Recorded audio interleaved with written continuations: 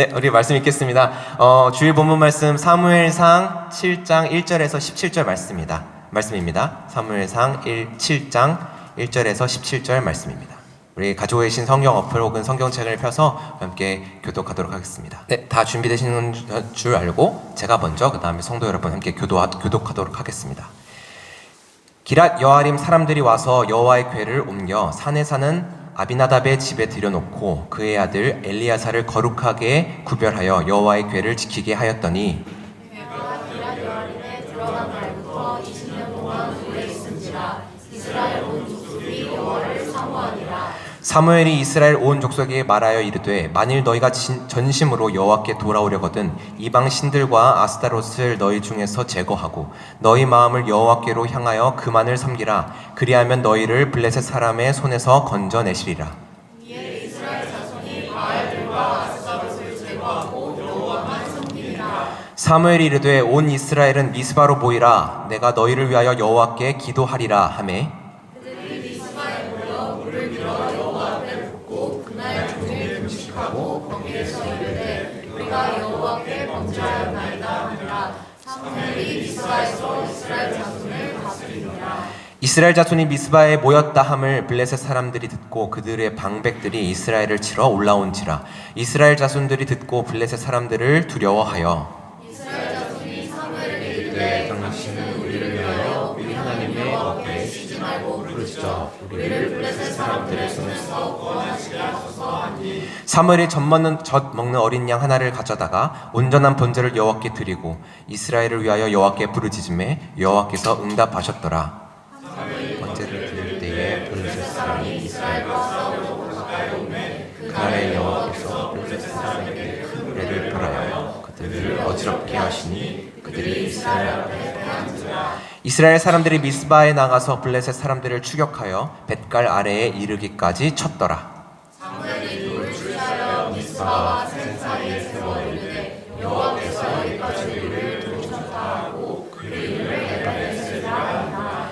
이에 블레셋 사람들이 굴복하여 다시는 이스라엘 지역 안에 들어오지 못하였으며 여호와의 손이 사무엘이 사는 날 동안에 블레셋 사람을 막으심에 블레셋 사람들이 이스라엘에서 빼앗았던 성읍이 에그론부터 가나까지 이스라엘에게 회복되니 이스라엘이 그 사방 지역을 블레셋 사람들의 손에서 되찾았고 또 이스라엘과 아모리 사람 사이에 평화하였었더라. 사무엘이 사는 날 동안에 이스라엘을 다스렸으되 해마다 베델과 길갈과 미스바로 순회하여 그 모든 곳에서 이스라엘을 다스렸고 함께 읽겠습니다. 라마로 돌아왔으니 이는 거기에 자기 집이 있음이니라. 거기서도 이스라엘을 다스렸으며 또 거기에 여호와를 위하여 제단을 쌓았더라. 네, 문제를 넘어 말씀의 자리로 설교하실 우리 박수찬 목사님을 박수로 환영하도록 하겠습니다.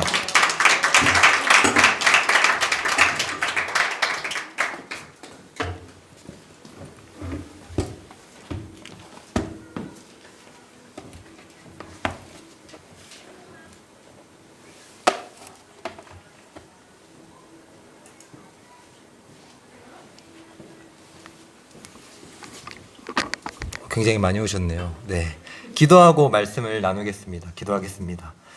어제도 오늘도 내일도 매일매일 새롭게 은혜 부으시는 주님 감사합니다. 우리는 연약하고 부족하지만 늘 우리의 삶 속에서 주님의 은혜로 채워주신 것 감사합니다. 오늘도 복된 귀한 예배에 나오게 하심에 감사하고 오늘 예배를 통하여서 하나님의 때와 하나님의 방법을 붙드는 우리 믿음들 백성들 될 수 있도록 인도하여 주시옵소서. 각자의 인생의 방향과 모양 속에 살아가지만 하나의 공동체로 섬기게 하셨고 찬양하며 교제하며 기쁨이 넘치는 공동체와 우리 예배와 인생들 될 수 있도록 인도하여 주시옵소서.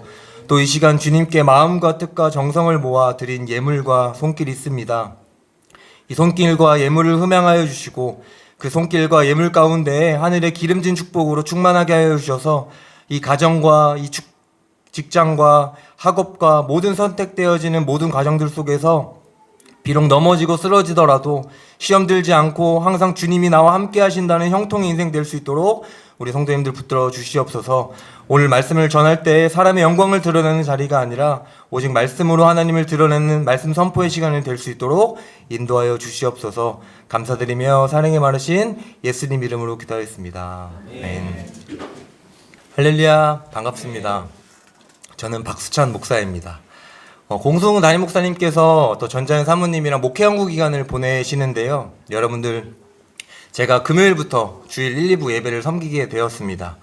부족한 종으로 부르심을 받았는데 함께 여러분들 또 저를 위해서 기도로 동역해 주셨으면 감사하겠습니다. 또 아울러 공수홍 목사님이랑 전자연 사모님께서 다음 주부터 이제 다시 사역을 시작하시게 되는데 2025년도를 시작하면서 목회 방향과 또 목양과 모든 사역들 가운데 성도님들의 중보와 힘찬 걸음으로 2025년도를 걸어갔으면 좋겠습니다.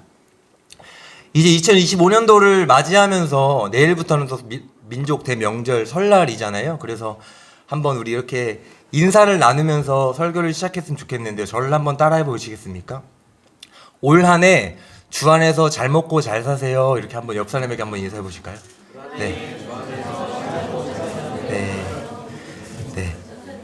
그 주 안에서라는 말을 꼭 표현해 주셔야 돼요. 그러니까 잘 먹고 잘 살아라 이런 말을 하시는 분들도 있을 수 있는데 주 안에서 잘 먹고 잘 사시는 2025년도가 됐으면 좋겠고요. 정말 올 한 해는 하나님이 주시는 은혜와 축복을 잘 받아 먹고 잘 누리시는 한 해가 될 수 있었으면 좋겠습니다. 오늘 설교의 제목은 문제를 넘어 말씀의 자리로 라는 제목으로 사무엘상 7장 1절부터 17절 본문을 중심으로 함께 은혜를 나누려고 합니다. 인생을 살아가다 보면 우리에게는 수만 가지의 문제들을 마주하게 됩니다.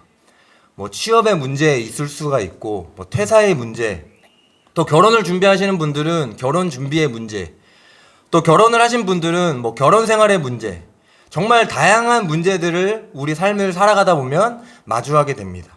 또 자세히 들여다보면 아주 사소한 문제들도 있습니다. 저는 사실 지금 목회 현장을 떠나와서 현장 인테리어 일을 하게 되는데 제가 목회자로서 사역을 할 때와 다르게 실제로 평일에는 성도님들의 삶을 제가 매일매일 살아가다 보니까 저에게는 체력이 소진된다라는 걸 매일매일 절실하게 느끼게 됩니다. 그래서 저는 금요일마다 항상 저에게 이런 생각을 하면서 출근하면 오늘은 쉴까? 오늘 금요일에는 그냥 너무 힘든데 쉬어야 되나? 라는 생각으로 사실 좀 부끄럽지만 제가 항상 믿음이 없는 생각으로 항상 현장에 나가는 제 모습을 보곤 합니다. 그렇듯 정말 우리는 이러한 정말 아주 사소한 문제들부터 인생의 정말 아주 큰 대소사의 문제들을 우리 삶 속에서 마주하고 있습니다. 그런데 우리는 이 상황을 보면 선택과 결정이 분명히 있었다라는 것이죠. 그리고 이런 선택과 결정들 가운데 우리는 어떤 신앙의 가치관을 가지며 살아가야 할까요? 오늘 이 부분의 말씀을 통하여서 함께 우리가 바라보고자 합니다. 성경에서는 분명히 이야기합니다. 특히 사무엘상 7장을 통하여서 사무엘 선지자는 이스라엘 백성들에게 지금 너희가 마주하고 있는 이 문제들을 넘어서 말씀의 자리로 나아가라라고 이야기하고 있습니다. 이것이 우리에게 시사하는 바가 무엇일까요? 하나님은 이 문제를 맞이했으면 그냥 그 문제에 해답을 주면 될 문제인데 그 문제의 해답은커녕 지금 말씀의 자리로 나아가라라고 이야기하는 것이죠. 그리고 우리는 이 본문을 통하여서 어떻게 하나님이 어떻게 이 말씀의 자리를 지키게끔 하셨는지를 살펴보고자 합니다. 성경을 우리가 전문적으로 보시지 않기 때문에 좀 역사적인 상황을 좀 설명을 드리면 사무엘상 자체는 구약 성경에 있습니다. 사사시대의 역사적 사실을 기록되어 있는 본문인데요. 사사시대라고 혹시 들어보셨나요? 사사시대는 실제적으로 그 분위기의 흐름이 굉장히 자신의 의견대로 행했던, 그러니까 어두움으로 인해서, 영적인 어두움으로 인해서 왕이 보이지 않고 자신들의 판단을 신뢰했던 시대가 사사시대였습니다. 자그마치 그 사사시대의 연수가 300년 동안 이어져 왔습니다. 사사기 21장 25절을 한번 읽어볼까요? 다 같이 시작. 그때 이스라엘에 왕이 없으므로 사람이 각기 자기의 소견에 옳은 대로 행하였더라. 지금 사사기 시대 자체의 분위기가 굉장히 300년 동안 왕이 없었고 결국 자기의 소견에 옳은 대로 행했던 시대를 이야기하고 있습니다. 그런 시대 가운데 이 사무엘상이 등장하는 것이죠. 그러니까 사무엘상을 좀 그냥 대략적으로만 이해하셨을 때 지금 어떤 분위기로 이야기가 흘러갈지 보이시겠죠? 이런 영적인 암흑기를 맞이하며 사무엘상을 맞이하게 됩니다. 사무엘은 선지자인데요. 마지막 사사입니다. 그러니까 마지막 사사라는 것은 사사시대의 마지막을 맺었던, 그러니까 사무엘 이후에는 이제 왕정시대로 이어지게 되면서 마지막 사사를 이야기하는데요. 이 사무엘상 기자는 1장에 엘리 제사장의 이야기로 시작을 하죠. 그러면서 하나님의 음성을 듣지 못하는 엘리 제사장, 그리고 사무엘, 이런 어떤 사무엘상의 1장을 시작하면서 영적으로 굉장히 하나님의 음성조차도 듣지 못했던 이 이스라엘 백성들을 고발하고 있습니다. 사무엘상 7장을 오늘 보려고 하는데 6장을 보게 되면 제가 간략하게 설명을 드리면 전쟁을 했습니다. 이스라엘과 블레셋이라는 나라가 전쟁을 했는데 졌어요. 져서 이스라엘에서 가장 소중하게 생각하는 언약궤를 블레셋에게 뺏깁니다. 블레셋을 뺏기는데 결국 이스라엘 백성들은 이 뺏긴 거에 있어서 항상 애통함을 가지고 있지만 결국 하나님께서 블레셋 지역에서 큰 힘을 발휘하셔서 다시 이스라엘 백성 지역으로 돌아오게 되는 이 사건이 6장에 맞이하게 됩니다.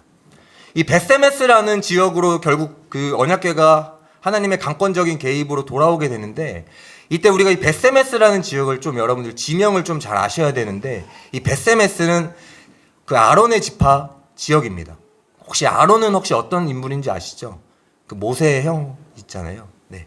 근데 이제 아론은 제사장 지파입니다. 그러니까 쉽게 말하면 이 베세메스라는 지역은 법궤를 다루는 지역에 하나님이 다시 언약궤를 베세메스 지역으로 보내시는 사건이죠.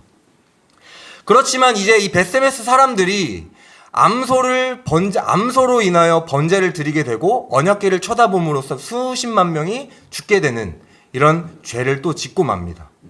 이것을 왜 이야기하냐면 역사적인 흐름이 제가 영적인 어두움으로 보여진다라고 설명을 드렸는데, 이 시대적 분위기가 번제는 흠없는 수컷으로 드려야지만 이스라엘 백성들의 영적인 어두움이 날로 깊어졌기 때문에 수컷인지 암컷인지도 모르는 이 상황 속에 소를 암컷으로 제사를 드리는, 그리고 언약궤를 쳐다보지 말아야 함에도 불구하고 언약궤를 그냥 열어보는 베세메스 지역, 그 지파가 법궤를 다루는 제사장 지파임에도 불구하고 이런 영적 어두움이 굉장히 이 사무엘상을 지배하고 있다는 것이죠.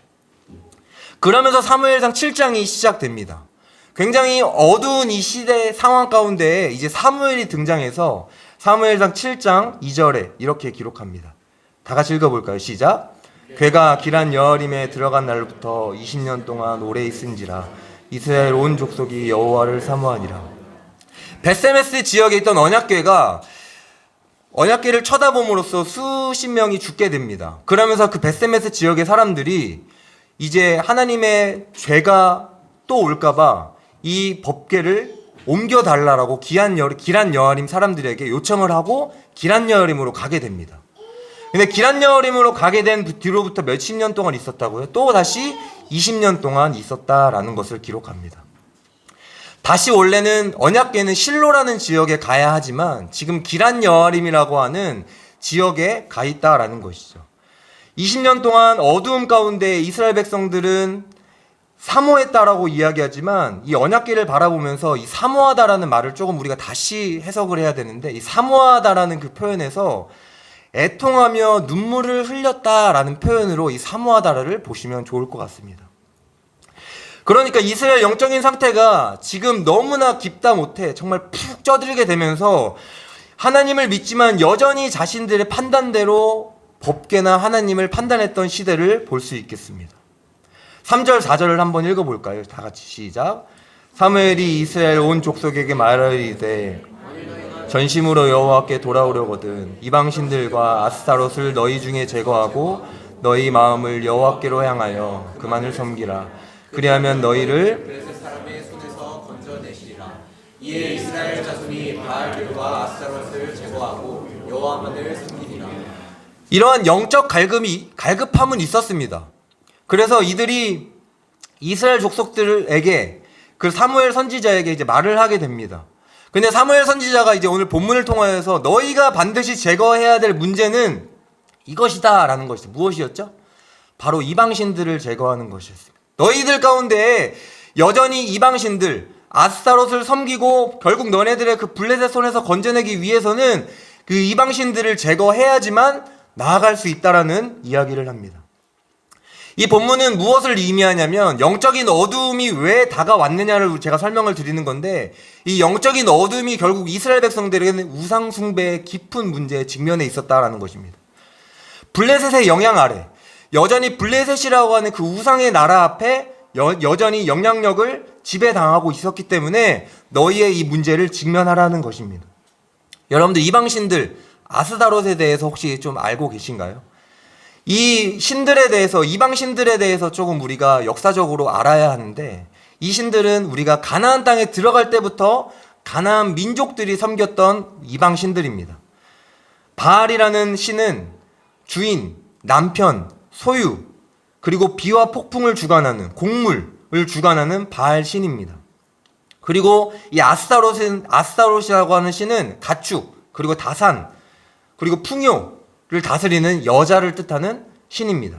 그리고 바알과 아스타롯은 부부입니다. 그래서 이스라엘 백성들이 지금 이 바알과 아스타롯을 믿고 의지하지만 결국 너네들이 이 삶의 문제에 결국 아직도 이 이방 신들에게 관여가 되어 있기 때문에 이 신들을 제거하라라고 사무엘 선지자가 이야기합니다. 그래서 이 이방신 이스라엘 백성들의 이 역사적인 상황을 구약 성경에 보게 되면 어느 정도로 이 악행을 저질렀냐면, 하나님을 예배해야 되는 성전에서 이방신들을 기쁘게 해드리기 위한 성행위가 자행되었던 시대입니다. 사사기 2장 11절에서 13절 한번 읽어보겠습니다. 다 같이 시작. 이스라엘 자손이 여호와의 목전에 악을 행하여 바알들을 섬기며 그들을 인도하여 내신 그들의 조상의 하나님 여호와를 버리고 다른 신들 곧 그들의 주위에 있는 백성의 신들을 따라 그들에게 절하여 여호와의 진노를 하셨으되 곧 그들이 여호와를 버리고 바알과 아스타롯을 섬겼으며. 여호수아가 죽고 사사시대가 접어들게 됩니다. 사사시대는 제가 300년이라고 말씀을 드렸는데요. 이제 이스라엘 백성들은 이 가나안 정복전쟁 이후부터 자그마치 몇백 년 동안 자신이 먹고 사는 문제에 있어서 직면하는 방법들을 하나님께 구했던 민족이 아니라 하나님의 방법과 때를 구했던 것이 아니라 자신들이 좋아했던 방법과 때를 신뢰했고 바알과 아스타롯이 그 민족들이 택했던 방법들을 가지고 삶으로 가져왔다라는 것입니다. 그래서 여전히 너희가 애통하지만 이 블레셋이라고 하는 영적인 어두움에 묶여 살아가는 이스라엘 백성들에게 너희가 돌아오려거든 반드시 이방신들을 제거할 것을 이야기합니다. 우리는 여기서 한 가지 질문해 볼 수 있습니다. 왜 이스라엘 백성들은 하나님과 이방신들을 동시에 섬겼을까요? 왜 이런 혼합 종교의 성격을 이 당시에 사람들이 가졌던 걸까요? 성경을 보면 자세히 알 수 있는데 이스라엘 민족들의 성정을 우리가 조금 이해해야 됩니다. 왜냐하면 이들은 출애굽 이후부터 40년 동안 광야 생활, 한 번도 자신의 집이 없었던 정말 기나 긴 유랑 민족의 생활을 했기 때문에 이들의 생태를 좀 우리가 이해해야 지금 이런 혼합 종교의 상황들을 우리가 조금 더 알 수 있을 거라 생각됩니다. 이들에게는 광야에서조차도 생존이었습니다. 이들은 적들에게서조차도 생존이었고 이들은 항상 늘 실존의 문제에 맞닿아 있었다라는 것입니다. 반유목민이라는 그 생활에서 이제 가나안 땅에 겨우 정착해서 하나님과 더불어 살아야 하지만 그 지역에는 가나안 민족이 살고 있었습니다. 오랜 유랑 생활을 끝내고 이제 자신의 집을 갖기 시작하였고 자신이 가축을 가꾸고 농사를 해서 쌀을 들여 밥을 먹을 수 있는 상황이 되니까 이제 그 풍요로움에 놀랄 수밖에 없던 것이죠. 그런데 이들이 한 가지 더 기억했던 것은 왜 가나안 민족들은 왜 항상 풍요로움을 받았던 것일까? 이 관점에 결국 이들이 택했던 것은 가나안 민족들이 이렇게 풍요롭게 살 수 있었던 이유는 가나안 종교의 힘이었다라고 이들은 믿었던 것입니다. 이들에게 자신의 실존의 문제 앞에 결국에는 가나안 족속의 가나안 땅에 들어가서 이 실존의 문제 앞에 하나님을 외면하기 시작했고 그들이 좋아 보였던 그 풍요로움에 결국 이방의 민족의 신들을 더 좋아했던 것입니다. 우리도 자세히 살펴보면 사실 우리도 우리 이스라엘 백성들과 마찬가지로 이 실존적 문제에 맞닿아 있습니다. 서두에 말씀드렸던 것처럼 결혼 문제, 자녀 문제, 직장 문제, 학업 문제, 다양한 문제들에 있어서 실존적인 삶의 문제들을 맞닿아 있습니다. 나에게 길을 열어주시면 하나님의 은혜 있고 나에게 길을 열어주시지 않으면 하나님을 원망하는 이스라엘 백성들처럼 말씀으로 방법을 구하지 않고 세상에서 말하는 돈과 관계 그런 것들로 자행하는 신앙인들로 변해져 있다라는 사실입니다. 사실 이 세상을 살아가면서 돈이나 성공이면 다 인정해주는 시대입니다. 다 해결되는 세상입니다. 이 세상의 신앙인들조차도 세상의 방식대로 돈이나 성공을 쫓아 살아가고 있습니다. 제가 한 가지 예를 들어볼까요? 제가 3, 4년 전에 목회 현장에 있을 때 제가 청년부 사역을 맡았는데 20세부터 25세 딱 대학생 시절에 부서를 제가 담당했습니다. 그런데 예배 전에 한 어머니께서 저에게 찾아오셨어요. 그래서 예배 전에 저에게 찾아오셔서 인사를 나눴죠. 근데 그분을 알고 보니까 오랫동안 교회에서 봉사하셨던 집사님이셨고 또 주일학교에서 간사님까지 하시는 이제 신앙이 좋으신 이제 교회에서 부르시는 분이었습니다. 그런데 그 어머님 옆에는 한 아이가 있었습니다. 고3 아이였어요. 수능을 마치고 이제 청년부 생활을 해야 하니 청년부는 좀 적응하기 어려울 것 같다는 이야기를 듣고 청년부 목사님 저에게 와서 좀 적응을 좀 도와달라라는 이야기였습니다. 저는 당연히 인사를 나누고 연락처도 주고받고 이제 연락 자주 하자라는 이야기로 마무리 지었습니다. 그리고 2, 3주가 지나고 제가 그 친구에게 연락을 했습니다. 일단 기본적으로 20세에서 25세들은 일단 기본적으로 연락을 잘 안 받습니다. 그걸 인내하는 게 청년 사역인데요. 그래서 저는 당연히 그 친구가 제 연락을 씹기 때문에 연락을 할 수가 없었어요. 그래서 당연히 다음에 한번 또 기회가 되면 연락을 해야지라는 생각 찰나에 때마침 그 집사님을 제가 본당에서 만나게 된 것이죠. 당연히 저는 집사님께 집사님 그 친구 잘 신앙생활 하고 있나요? 라고 안부를 물었습니다. 근데 제가 놀라운 대답을 듣게 되었는데 무슨 대답이냐면 목사님 그 친구가 재수를 하게 됐어요. 근데 재수를 해야 되는데 주일 오전부터 월화수목금토를 가야 되기 때문에 청년부 등록을 보류하겠다는 겁니다. 왜요? 집사님 그러니까 겨울방학 특강을 등록을 했기 때문에 학원의 관리를 받아야 돼서 교회 등록을 보류하겠다는 이야기를 들었습니다. 저에게 목사님 저에게 재수를 다 마치고 이 자녀가 돌아올 테니 그때는 꼭 잘 챙겨주세요 라는 인사와 함께 웃으며 저는 웃었지만 웃으며 집사님과 인사를 나눴습니다. 저에겐 아주 충격적인 사건이었습니다. 정말 간절할 때 하나님을 붙들어야 산다라고 가르쳐야 하지만 실제 삶에서는 정말 그 간절한 순간에 자녀들 또한 부모님의 모습을 보면서 자녀들은 부모님의 신앙을 보면서 신앙인의 모습을 찾아볼 수 없었기 때문에 자녀들 또한 부모님의 모습처럼 신앙인의 모습을 찾기보단 정말 내가 간절한 그 순간에 세상의 경쟁의 사회 속에 성공과 돈을 쫓아 살아가는 신앙인들이 되어버린다는 것이죠. 교회는 경제적, 상황적 여유가 생겼을 때에 교회에 가는 것이라고 배웠기 때문에 교회를 떠나고 나중에 신앙을 등한시 여기게 되는 신앙인들이 너무나 많이 있었다라는 것입니다. 하나님이 나의 인생의 주인임을 고백하지만 정작 나의 인생의 문제가 맞닥뜨릴 때는 세상의 방법을 이 문제를 해결하려고 합니다. 우리 시대의 신앙적 모순 아니겠습니까? 부모로서 자식이 잘 되는 것 당연히 중요합니다. 때로는 그 실존의 문제 앞에 하나님의 방법을 구하는 것보다 세상의 방법을 잠시 택하는 것으로 위로를 합니다. 재수 성공하면 신앙생활 열심히 해야지. 세상의 방법, 취업하면 신앙생활 열심히 해야지. 경제적인 상황이 내가 좀 좋아지면 신앙생활 해야지. 교회 나가야지. 이 핑계 저 핑계를 대면서 하나님을 향한 신앙은 등한시 여기게 되고 우상을 쫓아 살아가는 사람들이 되는 것입니다. 이스라엘 백성들은 이렇게 하나님이 나의 인생의 주인이 되심을 고백했지만 정작 자신들에게 오는 문제들 앞에서는 아스타롯과 바알을 섬겼던 것입니다. 이것이 바로 기복신앙입니다. 기복신앙은 복을 기대하는 심리를 표현합니다. 본인에게 득이 되는, 복이 되는 바라는 신앙의 형태를 취했다라는 것이죠. 이스라엘 백성들은 이런 기복신앙에 푹 빠져서 블레셋의 영향력 아래 300년 동안 살아갔다라는 것입니다. 오늘날 우리에게는 바알과 아스타롯이 없을까요? 하나님을 고백하고 믿지만 삶에서는 여전히 우리는 세상의 방식을 쫓아가고 있지는 않습니까? 사무엘상 기자가 갑작스럽게 사무엘을 이야기하다가 언약궤를 이야기하는 이유는 이스라엘 백성들의 영적인 수준을 지탄하고 있는 이야기입니다. 언약궤를 단순 종교 행위로만 생각했던 이스라엘 백성들을 지적하는 것입니다. 우리 또한 그렇지 않습니까? 우리 또한 예배를 종교의 행위로만 취해서 신앙생활하고 있지 않은지 돌아봐야 된다는 것입니다. 많은 성도님들이 착각하고 있는 것 중에 하나가 예배에 나와서 내가 이 말씀을 듣고 한 주간 살아갈 은혜를 받는다라고 하지만 사실 이 표현은 틀린 표현입니다.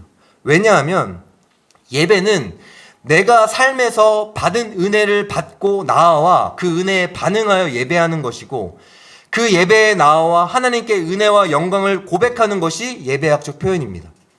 사실 우리가 주일 예배 가지고 어떻게 세상을 살아갑니까? 어떻게 한 주를 살아갈 수 있습니까? 살아갈 수 있으세요?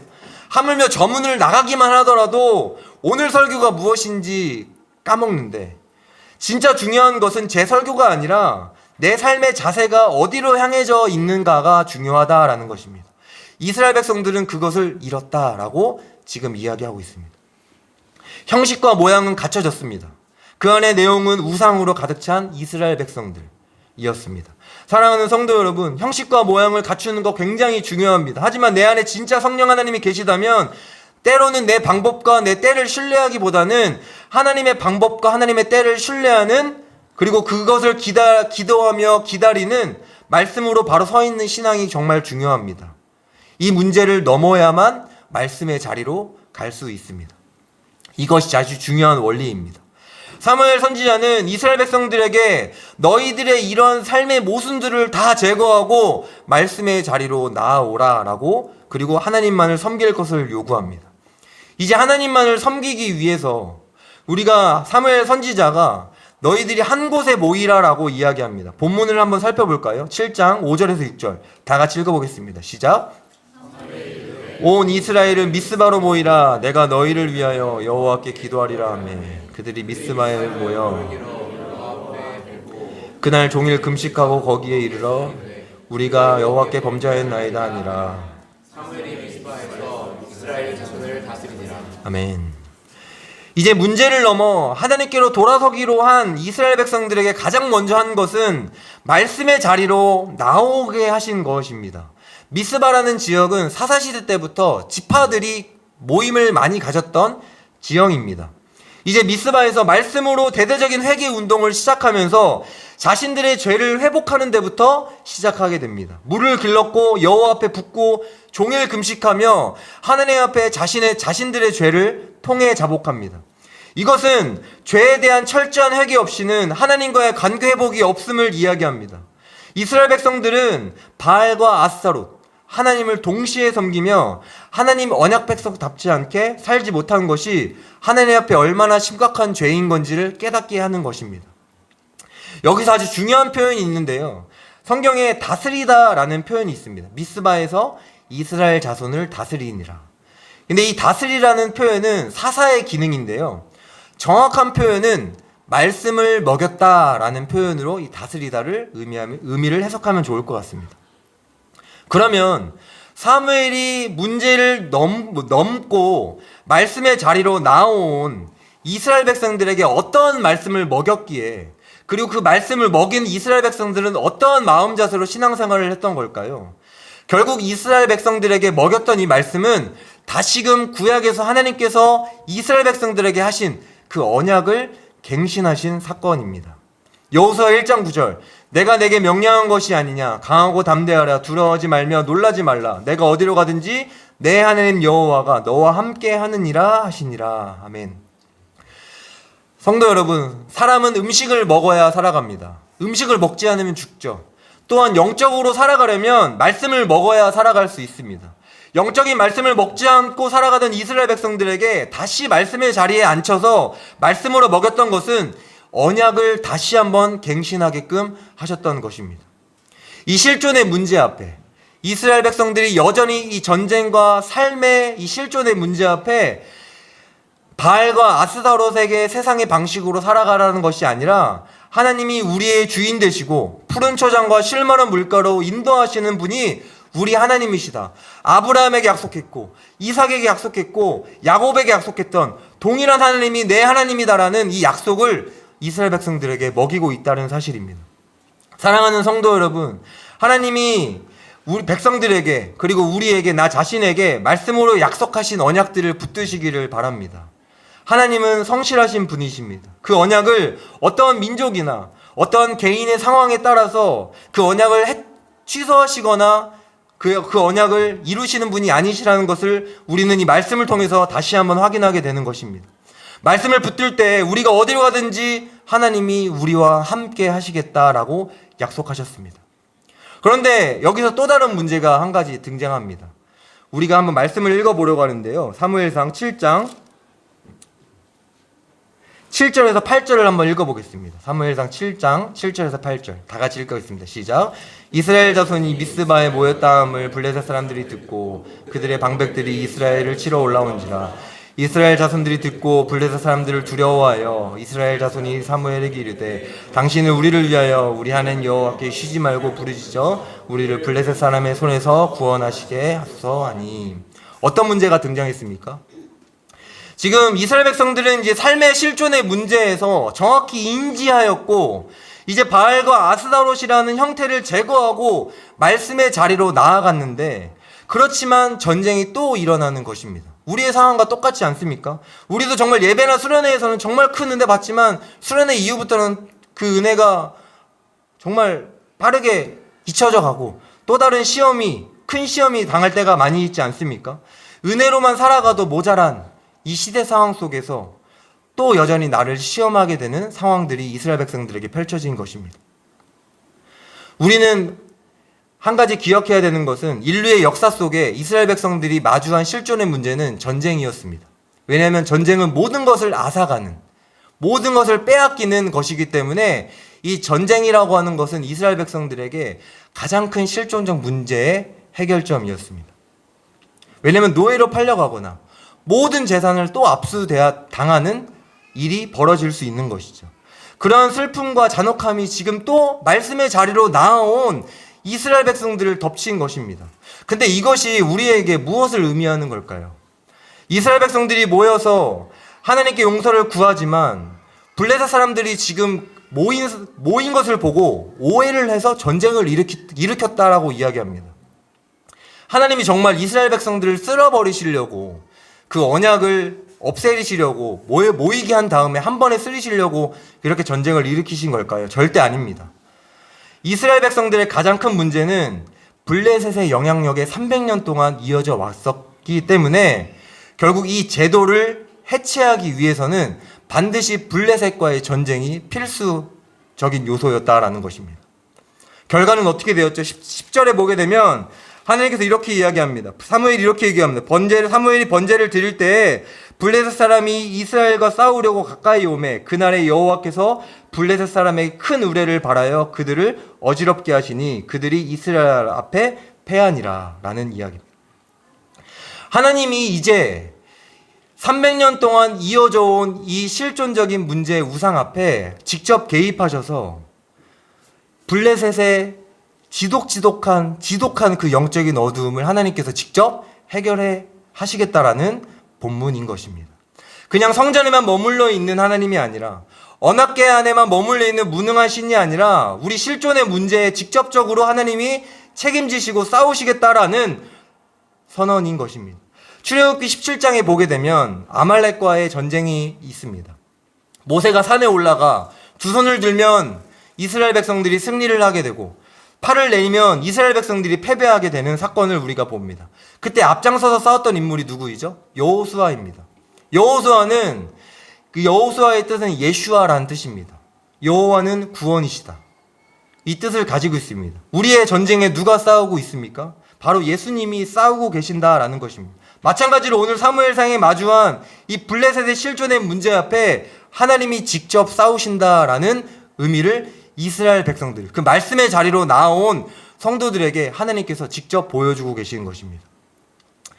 세상을 살아갈 때 하나님의 방법을 신뢰하는 것이 정말 어려울 때가 많이 있습니다.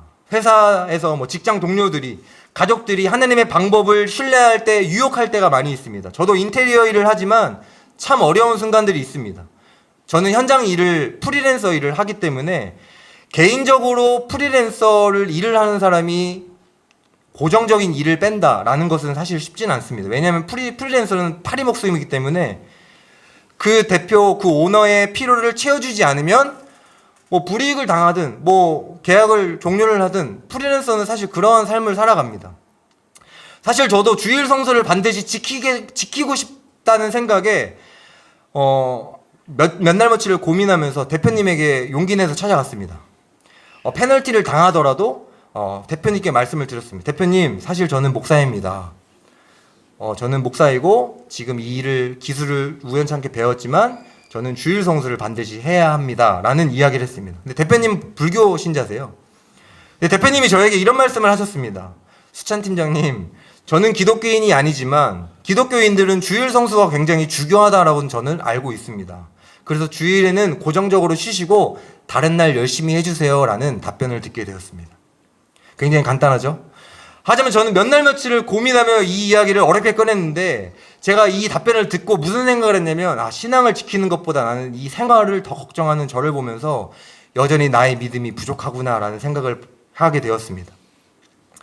블레셋과의 전쟁에서 승리한 후에 이제 이스라엘 백성들이 뭐라고 간증하냐면 여기까지 우리를 도우셨다라고 12절에 보면 에벤에셀이라고 그 이름을 짓게 됩니다. 에벤에셀은 사실 이스라엘 백성들에게는 슬픔이 있는 지역입니다. 4장에 보게 되면 블레셋이랑 전쟁을 해서 진 곳이 에벤에셀입니다. 거기서 자그마치 4,000명, 또 2차 전쟁에서 2만 명, 2만 4천 명이 죽었던 슬픔과 좌절이 있는 그 지역이 에벤에셀입니다. 그런데 하나님께서 오늘 이 블레셋이라고 하는 이 적군을 어디서 물리치셨다고요? 에벤에셀에서 물리치셨다는 사건입니다. 지금 이 본문은 우리는 무엇을 기억해야 되냐면 하나님께서는 이스라엘 백성들의 그 슬픔과 좌절의 문제 속에 결국 그 좌절의 슬픔의 문제로 남아있게 하는 것이 아니라 말씀의 자리로 나온 성도들을 슬픔과 좌절의 문제 가운데 아니라 승리와 도우심의 자리로 이끄셨다라는 사실입니다. 이것이 우리가 마주한 실존의 문제를 넘어 말씀의 자리로 향해야 하는 이유가 여기에 있습니다. 내가 매일매일 마주하는 슬픔, 좌절, 고통, 그런 시간들이 하나님께서는 그 문제를 넘어 말씀의 자리로 나온 성도들에게 그 자리를 통하여서 승리와 기쁨의 자리로 바꿔주신다는 사실을 우리는 이 말씀을 통해서 확인할 수 있습니다. 분명 여전히 우리는 이 문을 나가면 실존의 문제에 여전히 부딪히며 살아갈 것입니다. 작고 큰 문제들 우리를 유혹할 것입니다. 세상의 돈과 성공으로 상징하는 방법들로 어떻게 택할 것인지 끊임없이 우리를 공격할 것입니다. 우리는 이러한 문제 앞에 하나님이 멀리서만 우리를 지켜보시는 분이 아니라 직접적으로 우리의 삶에 관여하셔서 우리의 삶을 승리로 인도하신다라는 사실을 기억해야 됩니다. 14절에 블레셋 사람들이 이스라엘에게서 빼앗겼던 성읍이 에그론부터 가드까지 이스라엘에게 회복되니 이스라엘이 그 사방 지역을 블레셋 사람의 손에서 도로 찾았고 또 이스라엘과 아모리 사람 사이에서 평화가 있었더라. 이 본문은 말씀의 자리를 우리가 붙들 때 우리의 삶의 전 영역에서 회복이 일어난다는 사실을 믿어야 합니다. 그리고 삶의 전 영역에서 우리의 삶이 회복의 역사가 일어날 줄로 믿습니다. 이것이 우리의 고백이 되어야 하고 간증이 되어야 합니다. 사무엘상은 7장에는 총 3번의 단어가 등장하는데 중요한 단어입니다. 꼭 기억하세요. 다스리다라는 의미입니다. 사무엘이 이스라엘을 다스렸으되 다스렸고 계속해서 이스라엘 앞에 말씀의 자리로 나온 이스라엘 민족들 앞에 사무엘은 말씀으로 다스렸다라는 말씀으로 먹였다라는 뜻입니다. 결국 이 본문을 통하여서는 성도는 말씀으로 승리할 줄로 믿습니다. 설교를 마치겠습니다. 이스라엘 백성들의 실존의 삶의 문제들 앞에 하나님은 사무엘 선지자들을 통하여서 마주하게 하셨습니다. 그리고 문제를 넘어 말씀의 자리로 나아오게 하셨는데 이스라엘 백성들을 모이게 하셨습니다. 우리는 말씀을 통해서 알 수 있는 것은 믿음의 백성들은 말씀으로 먹고 살아가야 된다라는 것입니다. 그리고 우리의 방법과 우리의 때를 구하는 것이 아니라 하나님의 방법과 하나님의 시간표를 우리는 붙들어야 합니다. 사랑하는 성도 여러분, 하나님의 시간표를 붙드시며 확신하는 인생이 되십시오. 시편 기자는 이렇게 기록합니다. 23편을 우리 다 같이 읽어볼까요? 시작. 여호와는 나의 목자이시니 내게 부족함이 없으리로다. 그가 나를 푸른 풀밭에 누이시며 쉴만한 물가로 인도하시는도다. 내가 사망의 음침한 골짜기로 다닐지라도 해를 두려워하지 않을 것은 주께서 나와 함께 하심이라. 주의 지팡이와 막대기가 나를 안위하시나이다. 주께서 내 원수의 목전에 내게 상을 차려주시고 기름을 내 머리에 부으셨으니 내 잔이 넘치나이다. 내 평생의 선하심과 인자하심이 반드시 나를 따르리니 내가 여호와의 집에 영원히 살리로다. 아멘. 말씀의 자리를 지켜 살아가는 성도들에게는 하나님의 인자하심과 선하심이 따르고 평생에 하나님의 집에 살겠다라고 고백합니다. 그리고 이런 말씀을 붙들 때에 하나님의 인자하심과 선하심이 반드시 따를 것이고 낭망하거나 무너지지 마시고 이 문제보다 더 크신 하나님을 신뢰하며 위로받으시며 살아가는 우리 사랑하는 예수순전학교 성도님들이 될 수 있기를 주님의 이름으로 축복합니다. 우리 시간 하나님의 부르심이라는 찬양을 부르면서 우리 함께 말씀을 기억하며 우리 함께 믿음의 고백으로 나아가겠습니다.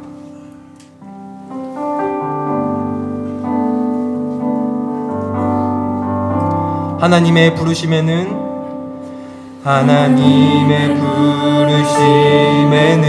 후회하심이 없네. 내가 이 자리에 선 것도 주의 부르심이라. 하나님의 부르심에는 결코 실수가 없네. 나를 부르신 하나님의 신실하심을 믿네. 하나님의 부르심 후회하심이 없네. 후회하심이 없네. 내가 이 자리에 선 것도 주의 부르심이. 하나님의 부르심에는 결코 실수가 없네. 나를 부르신 하나님의 신실하심을 믿네. 날 부르신 뜻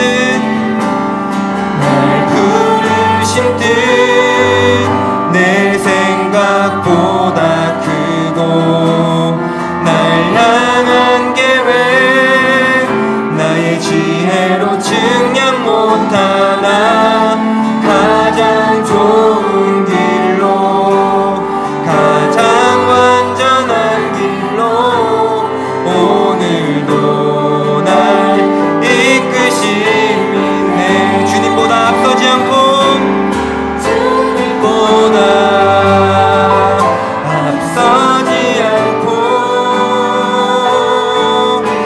겸손하게 주님의 말씀 기다리니 주님 손에 우릴 드립니다. 사랑으로 인도하소서. 주님보다 앞서지 않고 주님보다 앞서지 않고 겸손하게 주님의 말씀 기다리니 주님 손에 드립니다. 사랑으로 인도하소서. 우리 시간 함께 한 가지 말씀을 놓고 기도하며 나아가겠습니다. 우리는 하나님의 시간표를 붙들어야 합니다. 하나님의 때, 그 카이로스의 시간 속에 하나님께서 반드시 이 시간 가운데 우리의 삶의 모든 영역 속에 말씀하시고 역사에 가실 것입니다. 지금의 때가 하나님의 때였음을 고백하는 우리 예배자들 될 수 있게 해달라고, 내가 될 수 있게 해달라고, 세상의 방법대로 살아가지 않고 하나님의 말씀 앞에 살아갈 수 있는 내가 해달라고, 우리가 내게 해달라고 이 시간 함께 통성으로 기도하며 함께 나아가겠습니다. 기도하겠습니다. 사랑과 은혜가 많으신 하나님 감사합니다. 하나님, 여전히 나의 시간표를 붙들었던, 여전히 나의 때와 나의 방법을 붙들었던 하나님, 열이 섰고 부족한 하나님 이 믿음의 신앙, 하나님 여전히 그럼에도 나를 붙드시는 그 은혜, 여전히 선하심과 인자하심으로 나를 채우시는 그 은혜, 사랑하는 예수님의 교회 예배가 하나님 그런 카이로스의 시간을 붙들며 하나님 우리가 온전히 이 예배 가운데 주님을 만나며 주님과 교제하며 주님을 더욱 사랑하는 우리의 인생 될 수 있도록 인도하여 주시옵소서. 사랑과 은혜가 많으신 하나님, 문제를 넘어야 말씀의 자리로 나아갈 때 하나님 직접적인 개입하심을 우리가 바라볼 수 있는 하나님 믿음의 백성들 될 수 있도록 하나님 우리 삶이 될 수 있도록 인도하여 주시옵소서. 주님 민족 대명제를 보내며 하나님 안정안의 모든 하나님 인도하심을 하나님 맛보게 하시고 그 귀한 간증과 상황들이 가족들 안에서 나눠지고 또 성도들 간에 그런 교제함으로 기쁨으로 하나님 우리가 서로 알아가고 교제하는 하나님 귀한 삶으로 나아갈 수 있도록 하나님 인도하여 주시옵소서. 주님 감사합니다. 함께하여 주시옵소서. 이 모든 말씀 살아계신 예수님의 이름으로 기도하였습니다. 아멘. 축도하겠습니다. 지금은 우리를 구원해 주신 예수님의 은혜와 하나님 아버지의 크신 사랑과 날마다 우리를 승리케 하시는 성령님의 역사가 오늘 이 자리에 모여 하나님의 말씀을 붙들며 하나님의 방법과 하나님의 때를 더욱 붙들기로 결단하는 사랑하는 모든 예배자들과 예수 순자는 교회 모든 믿음의 동역자들 위해 지금부터 영원토록 함께 있을지어다. 아멘.